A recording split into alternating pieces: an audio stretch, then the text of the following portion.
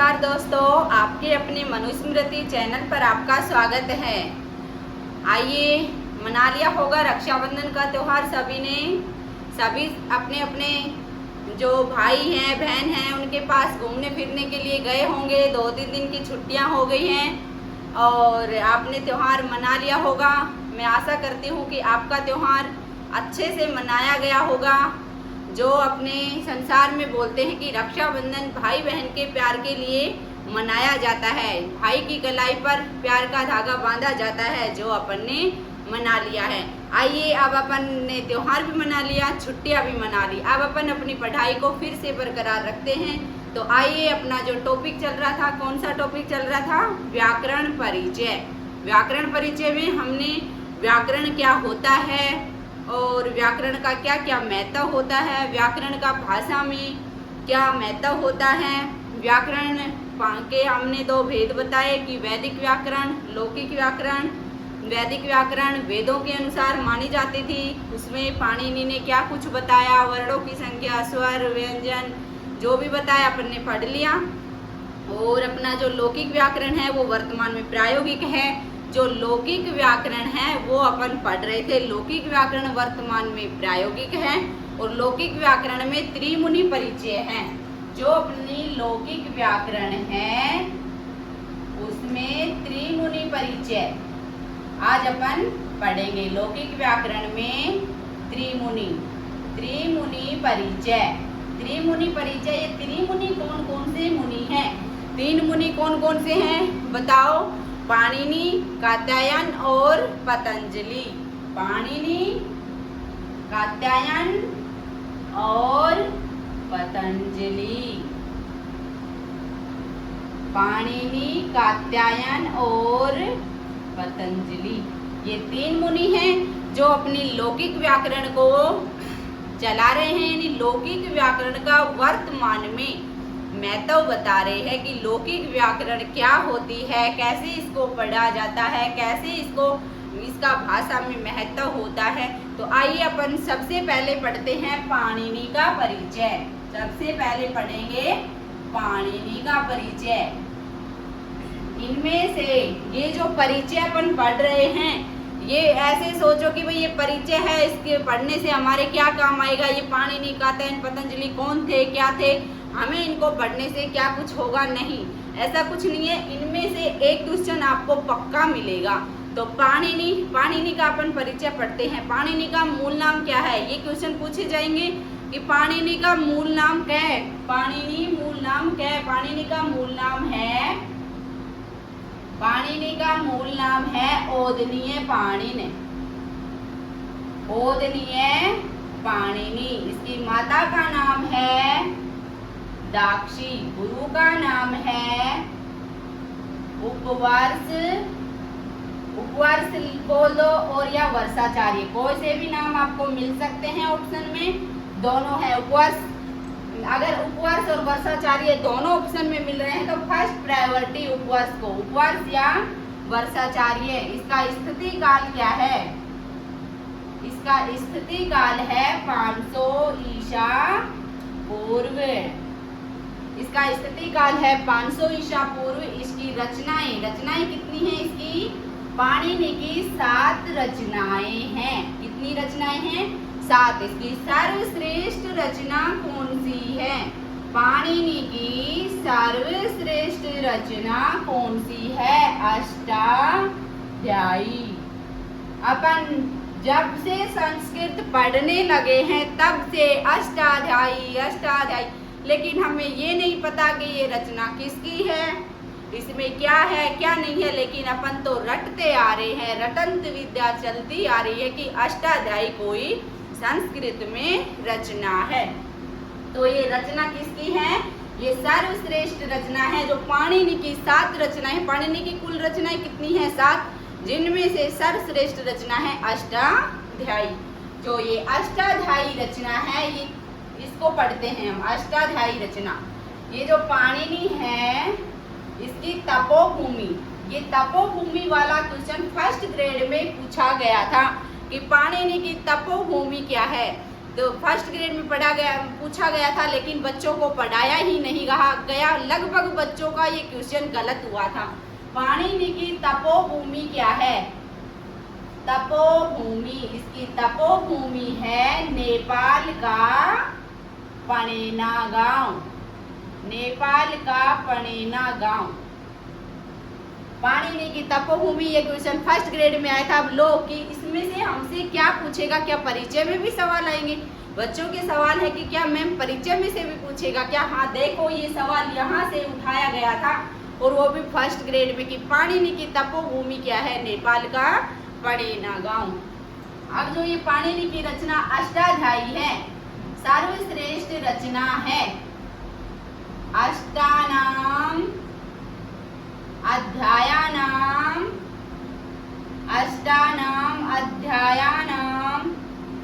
समाहारे। कौन सा समास है इसमें? द्विगु समास। अष्टानाम अध्यायानाम समाहारे द्विगु समास। अष्टाध्यायी, जो अष्टाध्यायी रचना है पाणिनि की, सर्वश्रेष्ठ रचना है। इसमें आठ अध्याय है। कितने अध्याय हैं? 8 अध्याय हैं। लेकिन वर्तमान में 7 अध्याय प्रायोगिक है। कितने अध्याय प्रायोगिक है वर्तमान में? 7 अध्याय प्रायोगिक है। इसलिए सपाद सप्तपदी के नाम से कौन सी रचना को जाना जाता है? सपाद सप्तपदी के नाम से कौन सी रचना को जाना जाता है? अष्टाध्यायी, क्योंकि इसके 7 अध्याय प्रायोगिक हैं।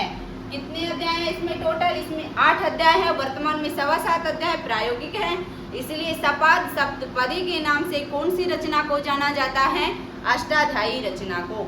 इसके प्रत्येक अध्याय में कितने चरण हैं? ये जो अष्टाध्यायी रचना है, इसके प्रत्येक अध्याय में कितने चरण हैं? प्रत्येक अध्याय में 4 चरण हैं। कितने चरण हैं? 4। तो 8 गुणा 4, टोटल चरण कितने हो गए?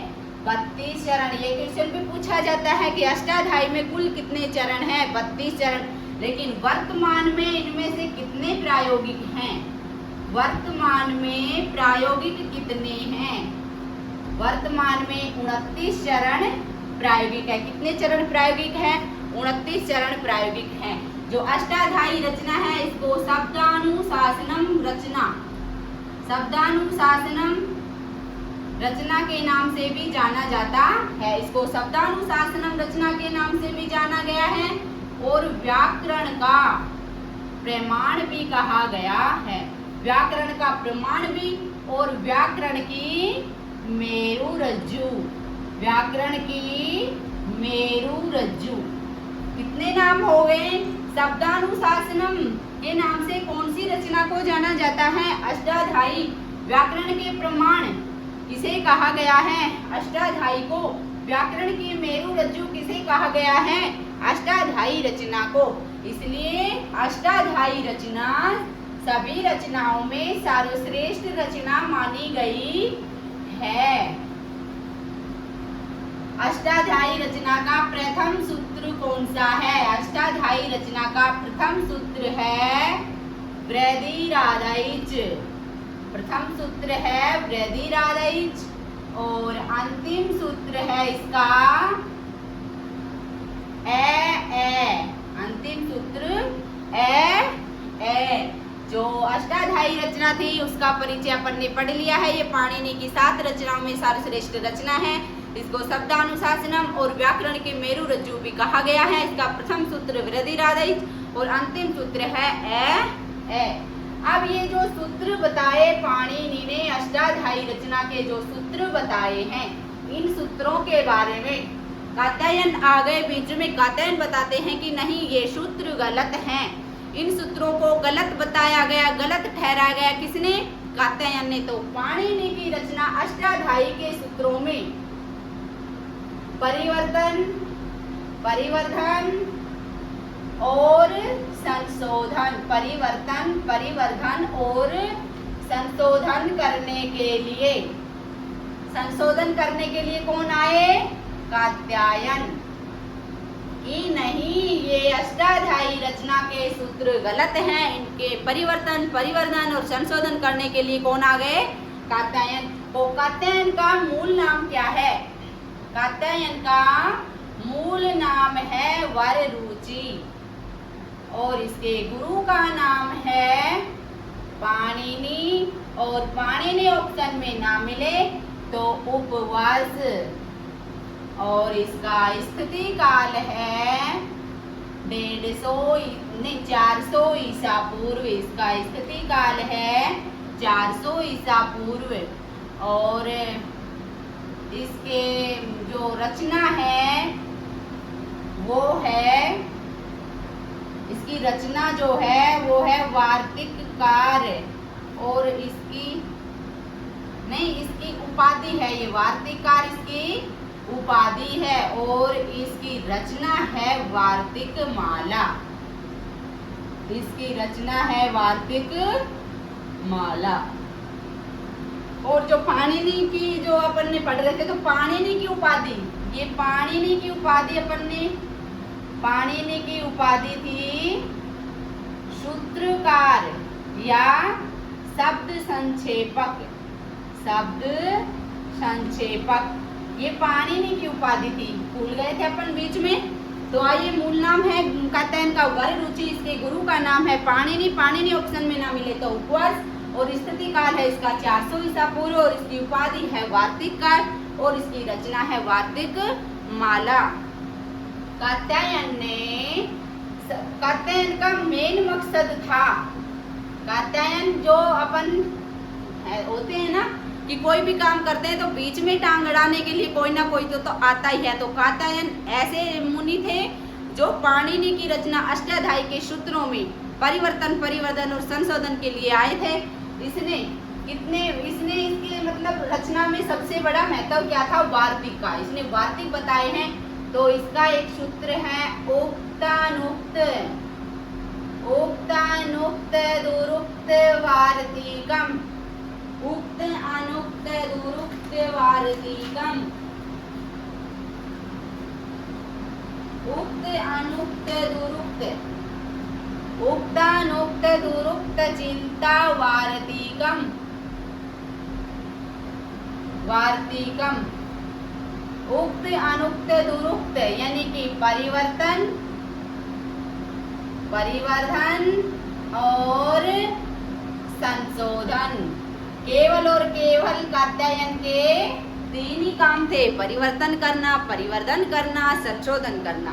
कात्यायन ने वार्तिक बताए हैं। कितने वार्तिक बताए हैं? लगभग वार्तिकों की संख्या बताई गई है 5000। कितने वार्तिक? 5000। लेकिन वर्तमान में कितने वार्तिक प्रायोगिक हैं? 836। 836 वार्तिक वर्तमान में प्रायोगिक हैं।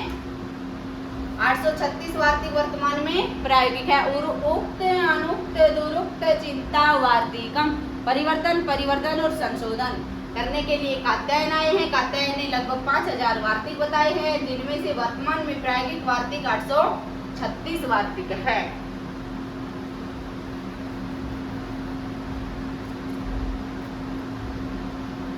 अब इधर देखो, अगला अपना मुनि बच रहा है वो है पतंजलि। तीसरा मुनि कौन सा है? पतंजलि। पतंजलि, पतंजलि का मूल नाम, पतंजलि का मूल नाम क्या है? पतंजलि का मूल नाम, इसका मूल नाम है गौणी का पुत्र, फणीभूत, फणीभूत, गौणी का पुत्र और अहिक। 2 नाम है, एक तो है अहिक और एक है आहिक। तो ध्यान रखना, ये अहिक नाम तो है पतंजलि का और ये आहिक नाम है, ये है पाणिनि का। तो ध्यान रखना, कंफ्यूज मत होना। इनकी माता का नाम था गौणिका। माता का नाम था गौणिका और इनका गुरु का नाम था उरणनाभि। गुरु का नाम था उरणनाभि। इसका समय था 150 ईसा पूर्व और इसकी उपाधि थी भाष्यकार। इसकी उपाधि कौन सी थी? भाष्यकार। इसकी उपाधि थी भाष्यकार या व्याख्याकार। और इसकी सर्वश्रेष्ठ रचना कौन सी है?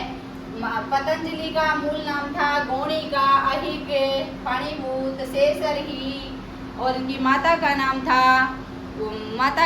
था गौणिका, गुरु का नाम था उरणनाभि। इसका समय 150 ईसा पूर्व था और इसकी जो थी उपाधि थी इसकी व्याख्याकार या भाष्यकार। और इसकी सर्वश्रेष्ठ रचना थी महाभाष्यम। इसकी सर्वश्रेष्ठ रचना कौन सी थी? महाभाष्यम। महाभाष्यम रचना सर्वश्रेष्ठ थी। इस महाभाष्यम रचना में पतंजलि ने कितने सूत्रों की व्याख्या की गई है? पाणिनि की रचना अष्टाध्यायी के 1710 सूत्रों की व्याख्या की है। 1710 सूत्रों की व्याख्या की है। पाणिनि की रचना अष्टाध्यायी के 1710 सूत्रों की व्याख्या महाभाष्य में किसने की है? पतंजलि ने। और इसमें कितने आहनिक हैं? इसमें 85 आहनिक हैं। 85 आहनिक हैं। पतंजलि की रचना महाभाष्य में 85 आहनिक हैं और एक आहनिक है जो अनुपलब्ध है। एक आहनिक अनुपलब्ध है जो कौन सा है? 73वां आहनिक है। कौन सा है वो? 73वां आहनिक है और उसका नाम है अजाभक्षिकाम। उसका नाम है अजाभक्षिकाम। 85 आहनिक बताए हैं। पतंजलि की रचना महाभाष्य में 85 आहनिक बताए हैं जिसमें से एक आहनिक अनुपलब्ध है जो है 73वां आहनिक अजाभक्षिकाम जो अनुपलब्ध है। यथोत्तर सबसे मेन पॉइंट इधर देखो, ये क्वेश्चन तो हमेशा पक्का पूछा जाता है। इधर देखो, पंचपाठी के नाम से किसे जाना जाता है? पंचपाठी के नाम से जाना जाता है पाणिनि को। पंचपाठी के नाम से किसे जाना जाता है? पाणिनि को। पाणिनि ने 5 पाठ बताए हैं। सूत्र पाठ, गढ़ पाठ, उणादि पाठ, लिंगानुशासनम। 5 पाठ बताए हैं, इसलिए पंचपाठी के नाम से जाना जाता है पाणिनि को। और यथोत्तर मुनीनाम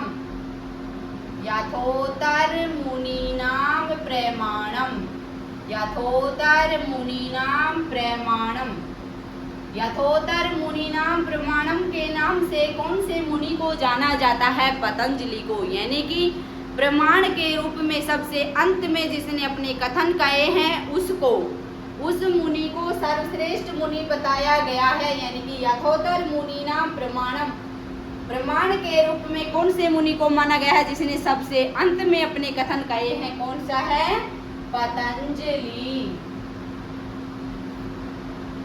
पतंजलि को यथोत्तर मुनीनाम प्रमाणम यानी कि प्रमाण के रूप में कहे गए कथन के रूप में पतंजलि को जाना जाता है। इसलिए आज अपन ने त्रिमुनि परिचय पढ़ लिया है। त्रिमुनि परिचय में अपन ने पाणिनि, कात्यायन, पतंजलि की रचनाओं के बारे में जाना है। इसमें से जो अपन ने जो एग्जाम में आता है, एग्जाम के लिए मोस्ट होता है, उसे अपन ने पढ़ लिया है। यानी कि लौकिक व्याकरण में त्रिमुनि परिचय, वर्तमान में प्रायोगिक लौकिक व्याकरण और त्रिमुनि परिचय अपन ने पढ़ लिया है। ये जो त्रिमुनि परिचय है, त्रिमुनि परिचय में पाणिनि, लौकिक व्याकरण पाणिनि के सूत्रों पर आधारित है। हाँ, जो लौकिक व्याकरण है वर्तमान में प्रायोगिक है, पाणिनि के सूत्रों पर, ये पाणिनि के सूत्रों पर आधारित है। जो पाणिनि के सूत्र हैं उनको आधार मानकर, पाणिनि के सूत्रों को आधार मानकर माहेश्वरी सूत्रों को निर्मित भी किए गए हैं। जो पाणिनि के ये सूत्र हैं, पाणिनि की रचना लौकिक व्याकरण, जो लौकिक व्याकरण है हमारी, उसमें पाणिनि की रचनाएं हैं, पाणिनि के सूत्र हैं, उनको आधार माना गया है और उनको आधार मानकर माहेश्वरी सूत्रों को भी निर्मित किया गया है। अपन माहेश्वरी सूत्रों के बारे में पढ़ेंगे।